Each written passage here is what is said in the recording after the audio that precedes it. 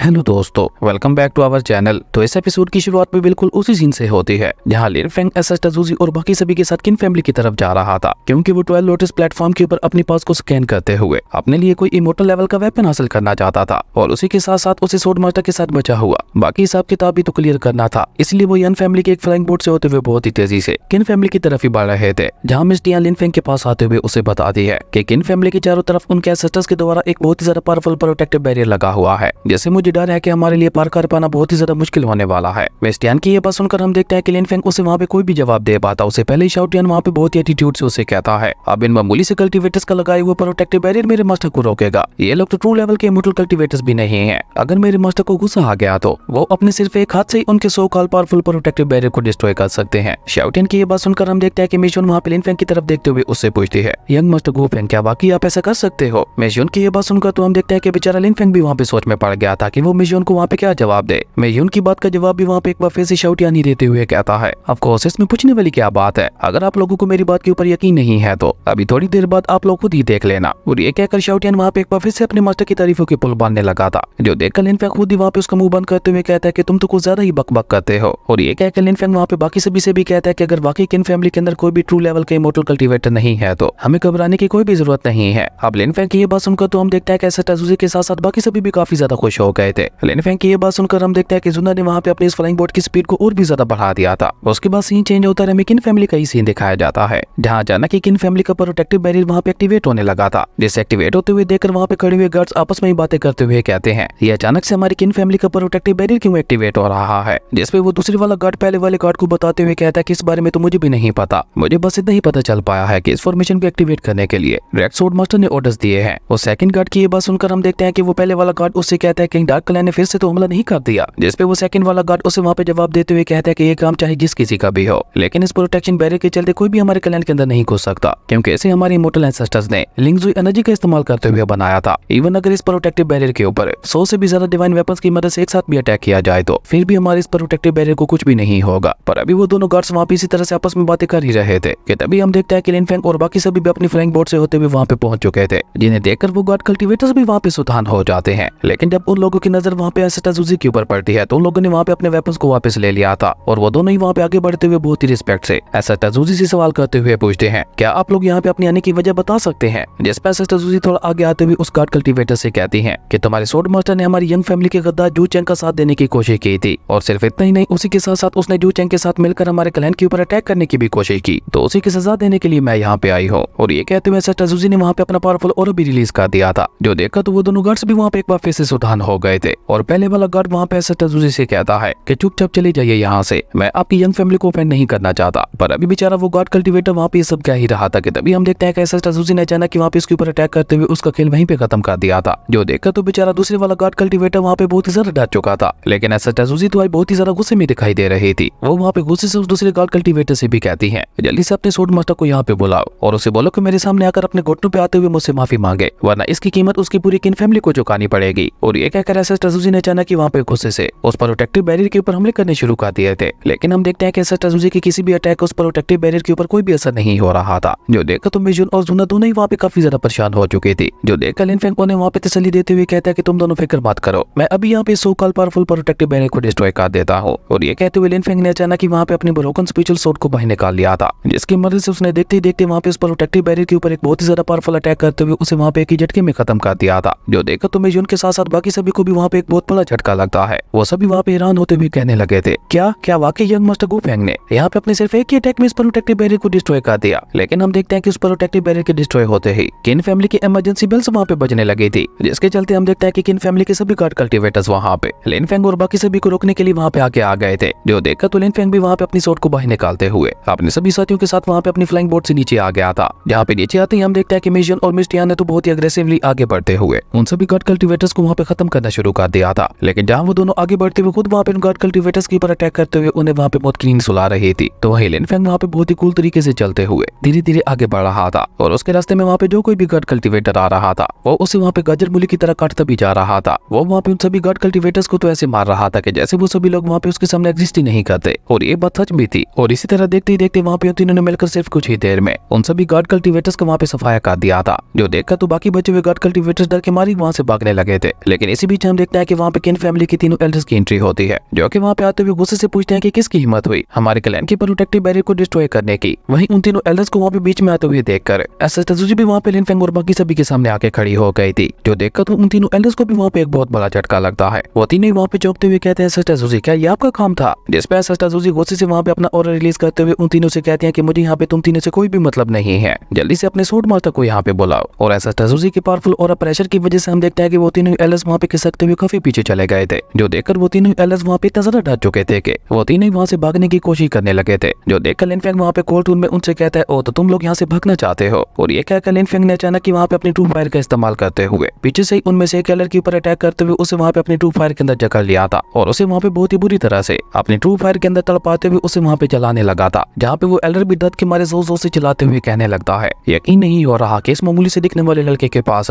God level की true fire भी मौजूद है। आपने साथ ही एलर को वहाँ पे इस तरह से दर्द में तड़पते हुए देखकर बाकी दोनों एलर्स भी वहीं पे रुकते हुए लिन फेंग से कहते हैं तुम कौन हो और तुम्हारी यहाँ पे हिम्मत कैसे हुई हमारी किन फैमिली के एल्डर्स के ऊपर अटैक करने की, क्या तुम्हें अपनी जिंदगी से प्यार नहीं है। पर अभी वो दोनों एल्डर्स वहाँ पे ये सब कह ही रहे थे कि तभी हम देखते हैं कि लिन फेंग ने वहाँ पे अपने जेंट स्पिरिचुअल हैंड का इस्तेमाल करते हुए उन दोनों ही एल्डर्स के ऊपर अटैक करते हुए उन दोनों को ही वहाँ पे उठा के नीचे फेंक दिया था, जिसके साथ ही हम देखते हैं कि उन दोनों एल्डर्स की हालत भी वहाँ पे बहुत ज्यादा खराब हो चुकी थी और वो दोनों ही वहाँ पे हैरान होते हुए कहने लगे थे कि आखिर ये किस तरह का पावरफुल कल्टीवेटर है, क्या ये कोई अति मोटर रियलम का कल्टीवेटर है। जबकि वहीं दूसरी तरफ हम देखते हैं कि लिन फेंग वहाँ पे गुस्से से चलाते हुए स्वॉर्ड मास्टर से कहता है अगर तुम यहाँ पे बाहर नहीं निकले तो मैं यहाँ पे तुम्हारी पूरी किन फैमिली को तबाह कर दूंगा। और ये कहकर तो लिन फेंग ने वहाँ पे उस एल्डर को और भी ज्यादा तड़पाना शुरू कर दिया था, जहाँ वो एल्डर भी दर्द के मारे स्वॉर्ड मास्टर को अपनी मदद के लिए बुलाने लगा था। और इसी के साथ हम देखते हैं कि अचानक वहाँ पे एक टेलीपोर्टेशन फॉर्मेशन एक्टिवेट होती है, जैसे बाहर निकलते हुए स्वॉर्ड मास्टर भी वहाँ पे आ चुका था, जिसे देखकर किन फैमिली के सभी गॉड कल्टीवेटर्स और एल्डर्स उसे वहाँ पे ग्रीट करने लगे थे। इवन वो दोनों एल्डर्स वहाँ पे खड़े होकर लिन फेंग को धमकी देते हुए कहते हैं हमारे स्वॉर्ड मास्टर यहाँ पे आ चुके हैं, अब देखना वो यहाँ पे तुम्हारा क्या हाल करते हैं। और तभी हम देखते हैं कि स्वॉर्ड मास्टर भी वहाँ पे कोल्ड टून में लिन फेंग से कहता है तुम्हारी यहाँ पे हिम्मत कैसे हुई मेरी किन फैमिली में आकर मेरे एल्डर्स को हर्ट करने की,